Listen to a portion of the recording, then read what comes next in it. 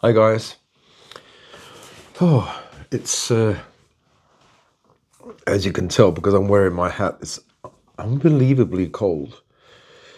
I've got the cooker in here, so at least some steam can. You can see this steam here. I just made myself a kind of a coffee, a milky coffee.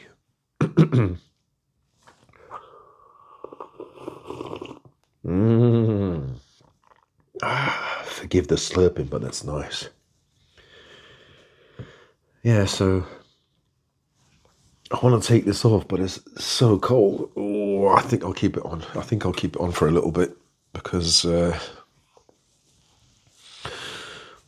sorry, it doesn't look great, but it feels warm. I have to keep my hands warm, and I've got my feet on a cushion, on a cushion on the floor because the floor is really cold.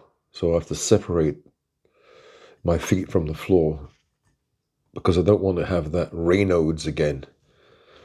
You know, where your limbs become dead yellow or part of your limbs. But I've been, for example, in this coffee, I've got ginger inside. So ginger, turmeric, a little bit of stinging nettle, and almond milk, xylitol instead of sugar or honey, and organic coffee that I stole off my wife because I can't afford it. So at the moment, this is just an update of. I hope the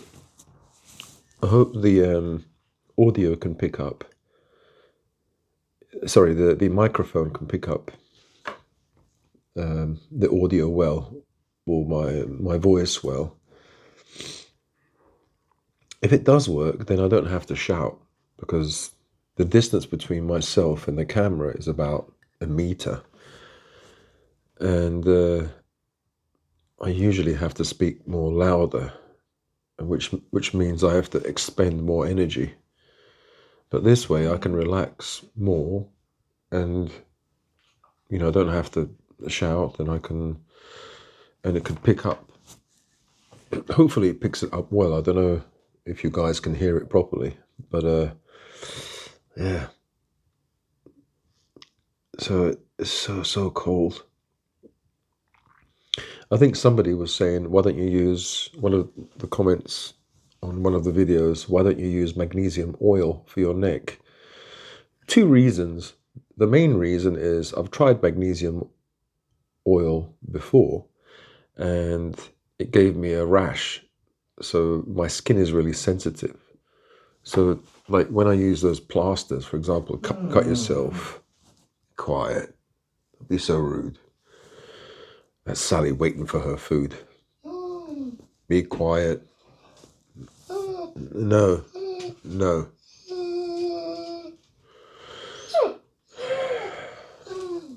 She wants to come up, maybe. Do you want to come up? Just take this out of the way. Come on then. Come on. Come on. Sorry, she has to. They all want to sit with me. That's the problem. Get off. No. This is my work bag. There's Dave there. He's waiting for his food. Stop it. Yeah, so hopefully you guys can pick up the audio so I don't have to shout so much. Oh, right, yeah. So the magnesium oil, the problem is, I don't know, if I've got pain in my neck, it's probably, if you're going to treat something, you should treat yourself holistically. Inflammation is systemic. It's a whole system that has to be. It's not just your neck. All diseases come from the gut, apparently, or specifically a leaky gut. All diseases come from a leaky gut. So you have to fix the foundation. Yeah, the magnesium oil or the deep heat will make it feel better. but it doesn't fix the root or the source of the problem. So, I don't know. The source of the problem, as I said, is quite simplistic, but the gut. The gut will affect the brain. The gut will affect arthritis because of, I think, something called molecular mimicry, whereby proteins that escape through a leaky gut, through the holes that are bigger than they should be. They should be small, but when the gut is damaged, they become bigger, and so proteins leak into your system, into your blood. Sorry, that must sound really loud. So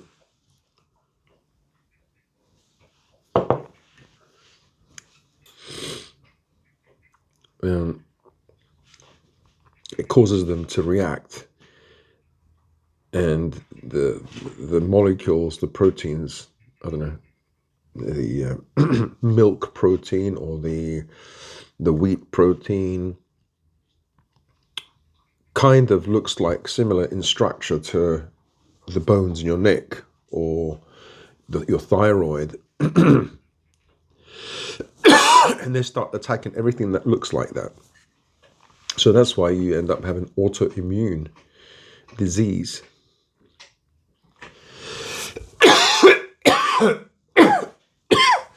Sorry, I'm coughing because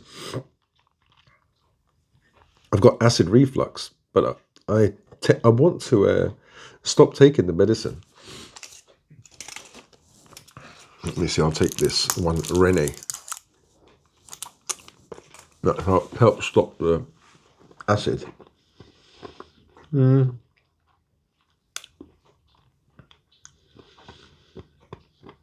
So, if you bear with me, I have to crunch this up.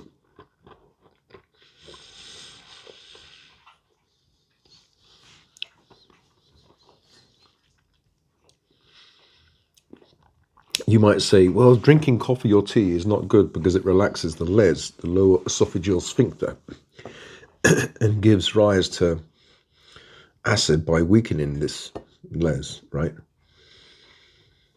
That's true. But the problem is I've got ADHD and I need a stimulant, something to affect dopamine. Sure, you can put music on, you can write your goals, and that does affect dopamine, but not so much. Because I think human beings, we're addicted to these dopamine hits. And for someone like people who have ADHD, they have a problem with that area in the brain, where you have almost not no dopamine, but you don't have any pleasure in life unless you have some kind of stimulant.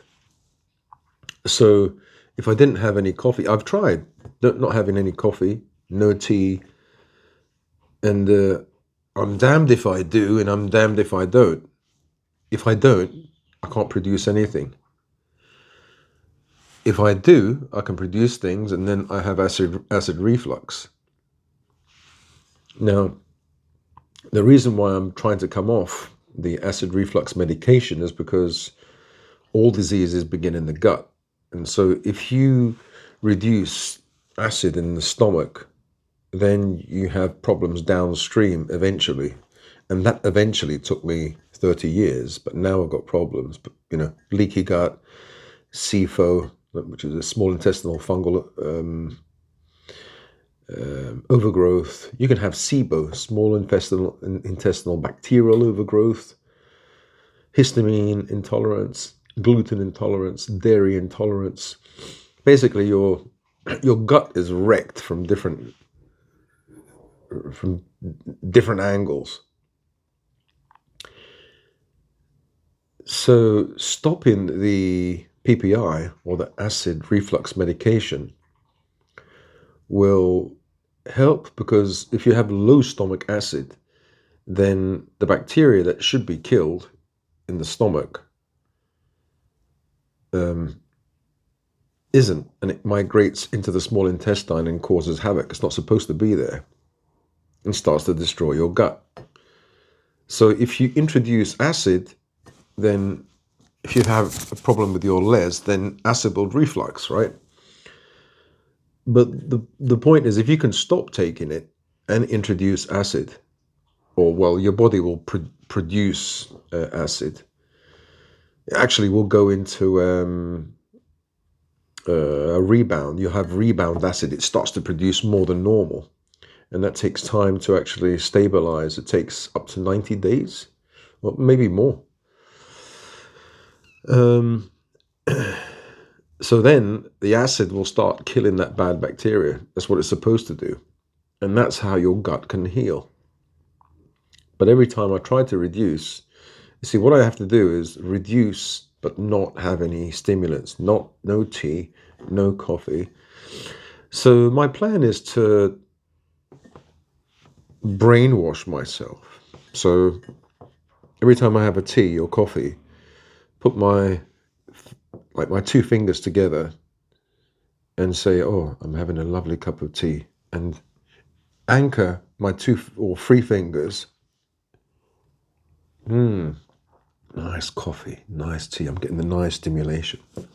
And eventually, just have a herbal tea, and then put my fingers together and have maybe not the same, but a similar kind of effect in my brain, a kind of placebo effect. The studies show that that does work. I don't know how much it will work for me, because I've been drinking about 10 to 20 teas a day for 30 years. No, at least 10 teas a day. So that pathway is so thick that it's difficult to, I don't know. I was thinking of taking nicotine patches or nicotine gums that will stimulate dopamine. But the thing is, because I've smoked in the past, and there is a pathway there, it knows exactly, my brain knows what exactly nicotine is.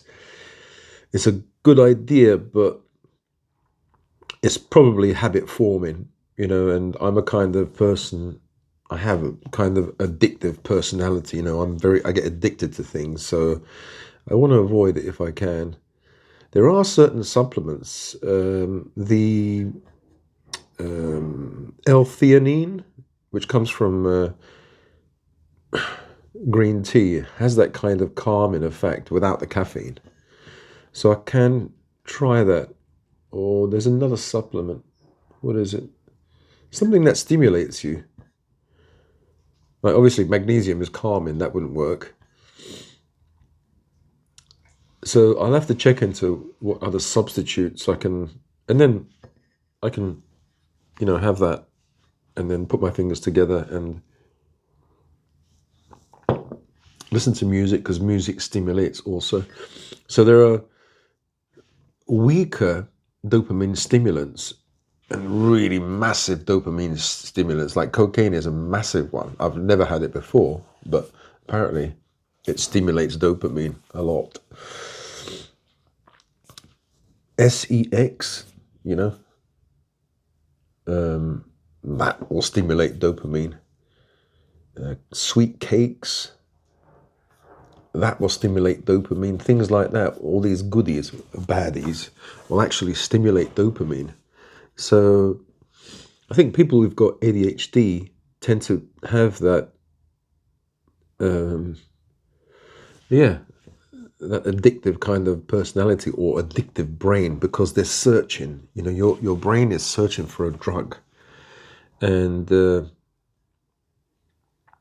even though I've been on Seroxat, which is Paxil, for 34 years or something like that, I still need a drug every day, because the Paxil relaxes you and takes away your depression. So it works on serotonin, but I need a dopamine hit. So constant teas, packets of crisps, smoking, back in the day. Sex,